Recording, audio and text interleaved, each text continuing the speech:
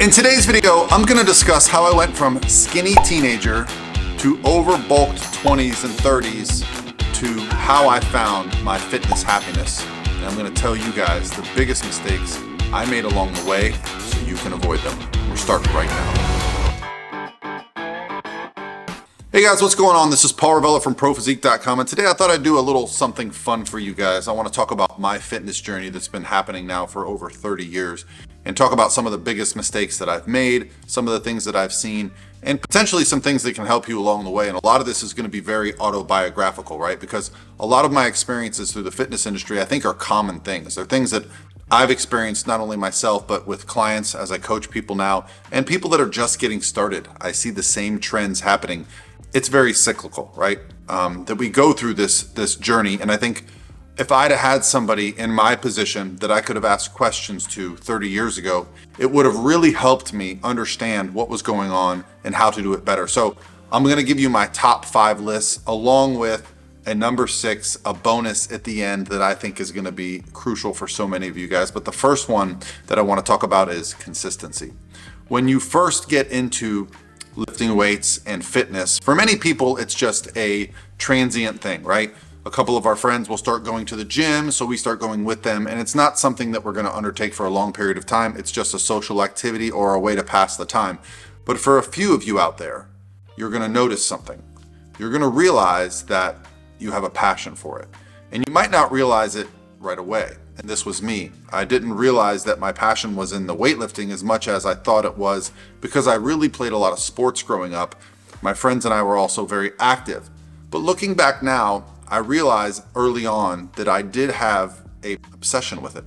When I was 17, my best friend Christian and I got this book, The Modern Bodybuilding Encyclopedia by Arnold Schwarzenegger. The summer before my junior year of high school, we literally went through that book page by page and just focused on lifting weights.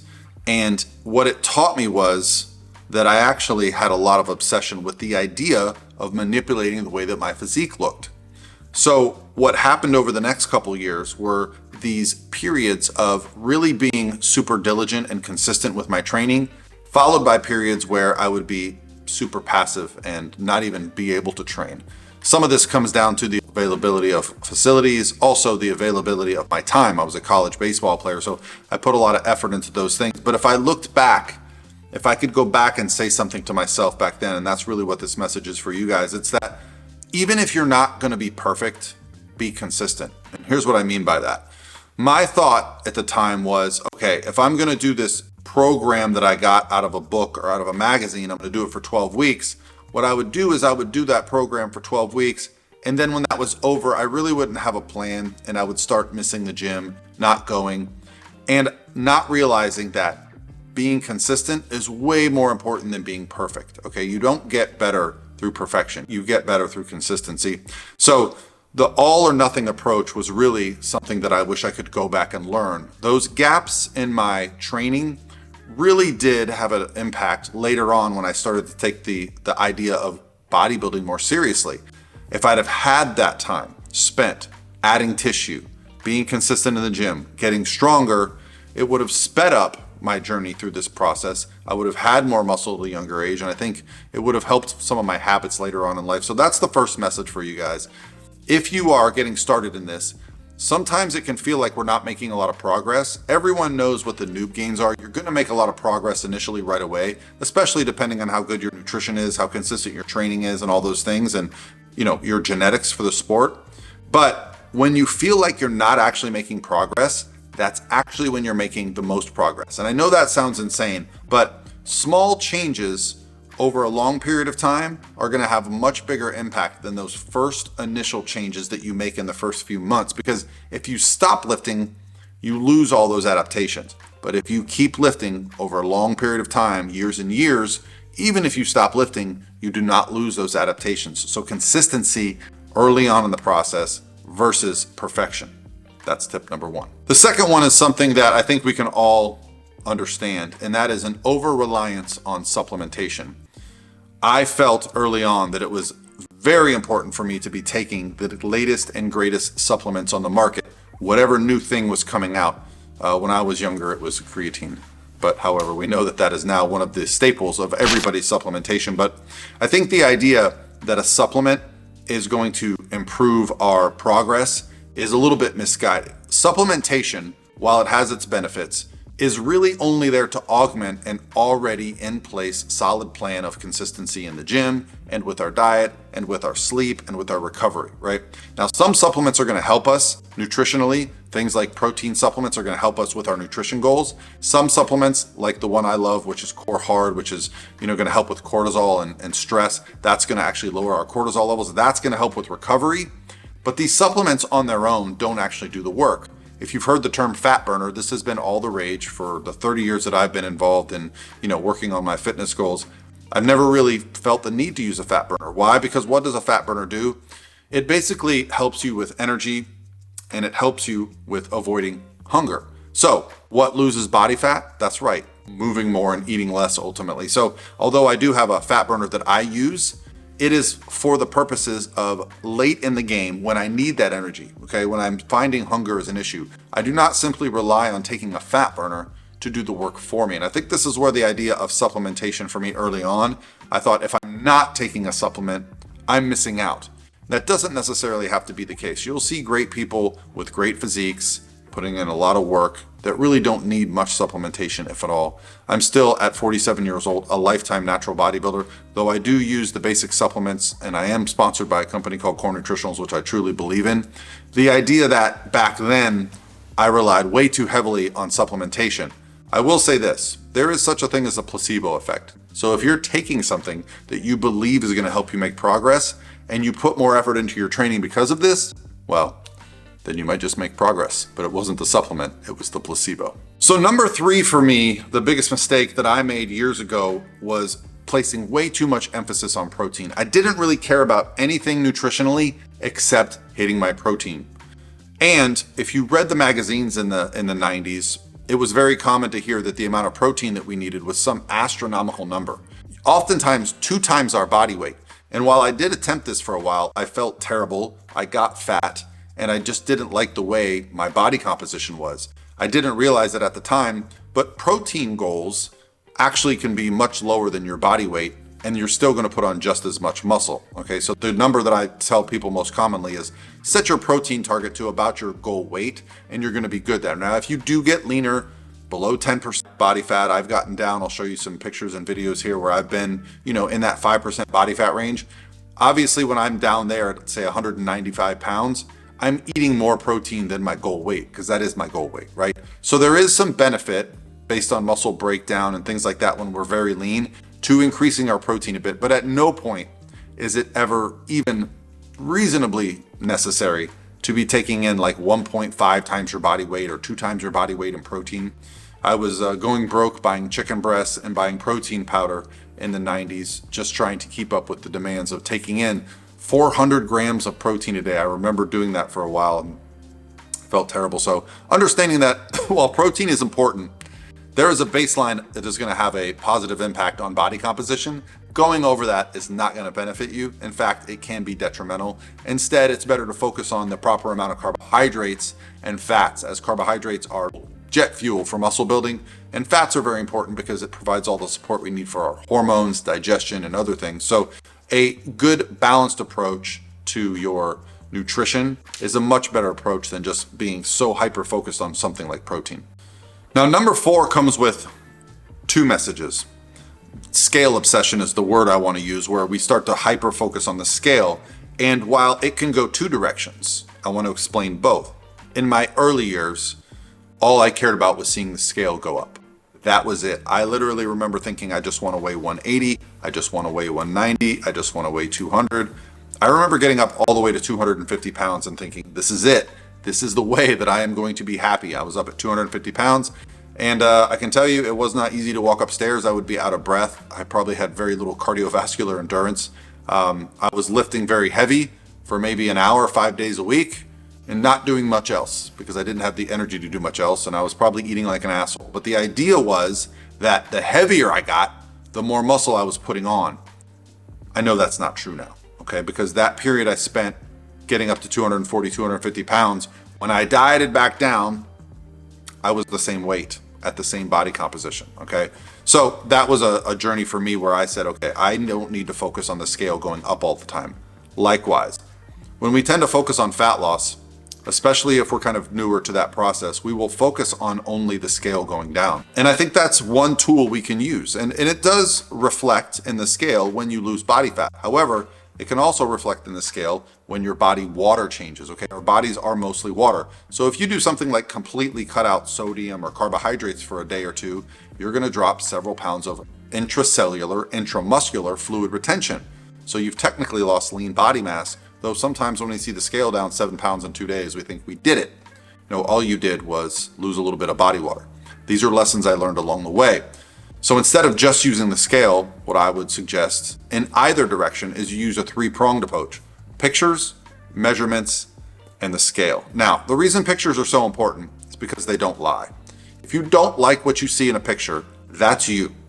And it can be very harsh at times. And this is something that I had to learn early on. When I hired my first bodybuilding coach in 2008, and I was required to send pictures, promise you that was a huge wake-up call for me, okay? Measurements. I know you think you know your waist measurement, but until you take it, you do not know it. Taking your waist measurement is something that I wish I could go back and tell my 17, 18-year-old self. Your waist should not be expanding rapidly while you're trying to add muscle. That means you are adding body fat, an unnecessary amount of body fat at that. Yes, there is a range where your body fat can go up in a healthy place while you're putting on muscle, but the idea of bulking or just all in, going crazy with the calories, promise you that is going to be a short-lived benefit. You're soon going to realize you don't like the way you look and feel, and you're just going to have to diet that body fat back off. So don't be obsessed with the scale going up. It's not always a good thing. If you can keep your measurements the same and the scale goes up over time, that is very good. But understanding that body fat gain can happen rapidly. Muscle gain is a slow process. Here's a picture of me as a teenager, right? Here's a picture of me recently, and maybe I'll show you a picture of me in my 30s when I was doing bodybuilding competitions, and you can see, right? This is a journey that takes a long time. Adding tissue to your body is not something that happens in 1 workout, 2 workout. It happens over decades, okay?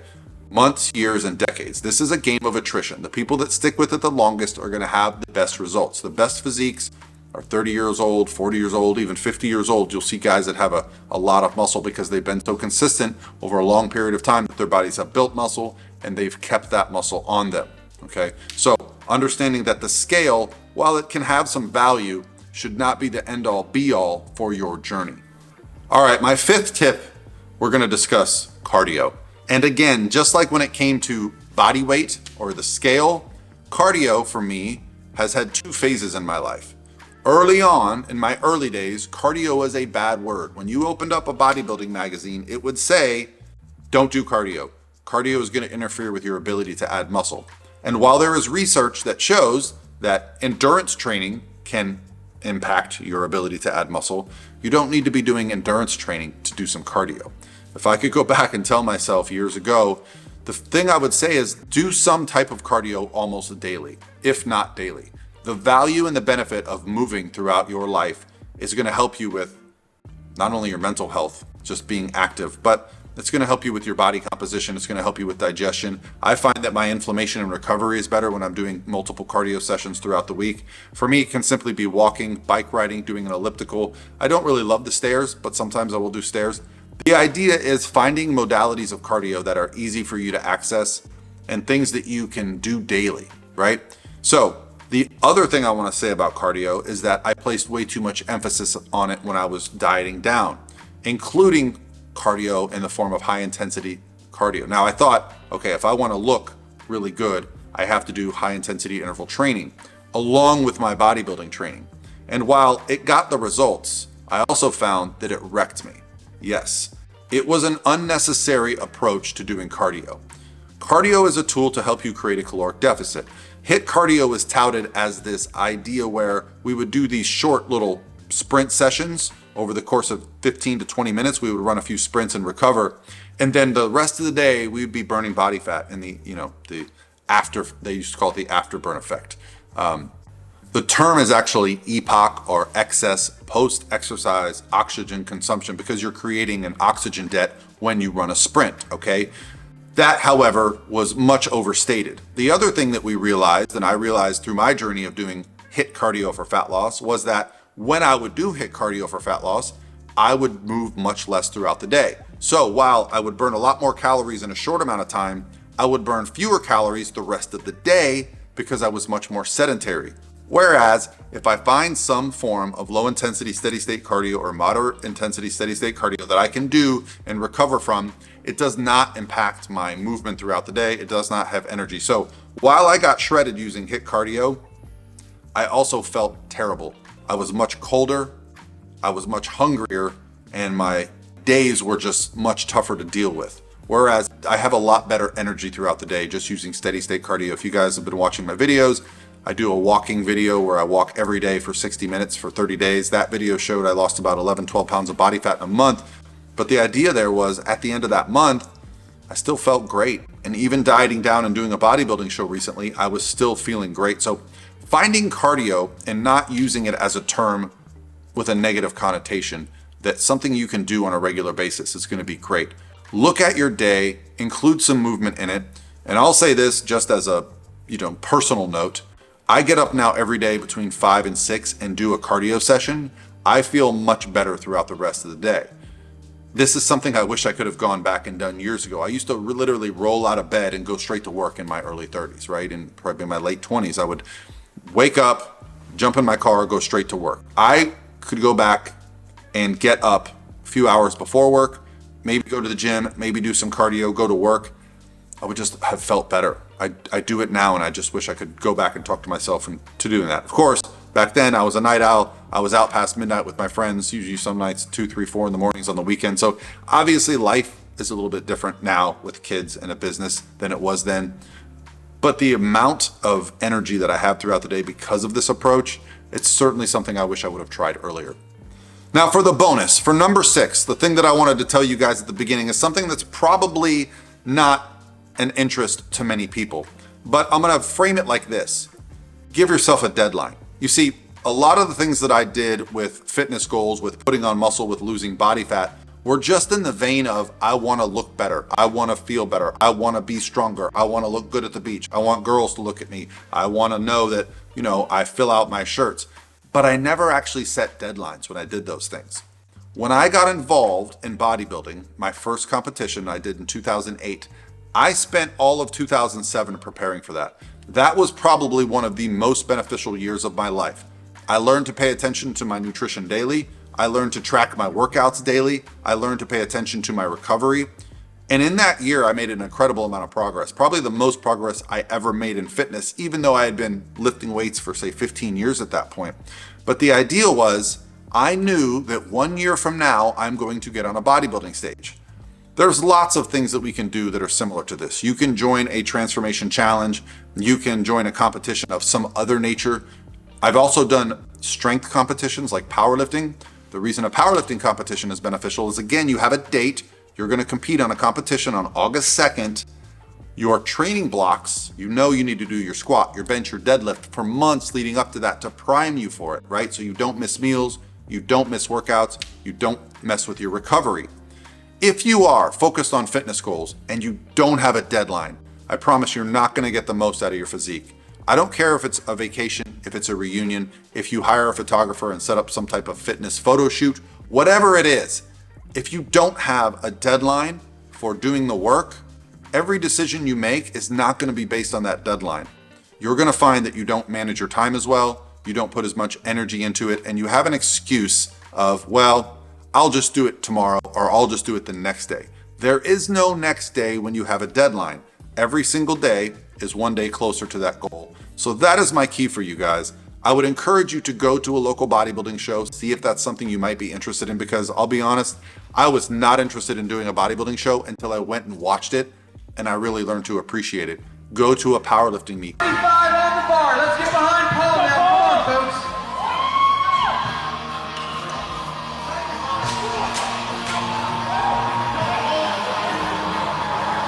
Do not hesitate, go Paul! Come on, Paul. You got this, brother. Come on. Don't hesitate, Paul! Come on, Paul! Paul! Paul! Paul!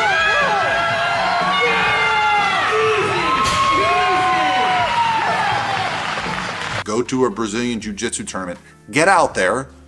The things that you're interested in, even if you're just currently dipping your toe in it, go all in a little bit. Go see what it's all about, and I think you'll find that there are some amazing things that can be accomplished if you just give yourself a deadline and go all in on something. All right, guys, hopefully my journey has helped you. I'm still going through it and I'm still learning, guys. There's mistakes I'm still making and I still want to help you guys along this way. At 47 years old, I feel like I'm still just discovering every single year something new about myself, something new about this journey. So if you have any questions that I can answer, let me know. I'll talk to you guys tomorrow.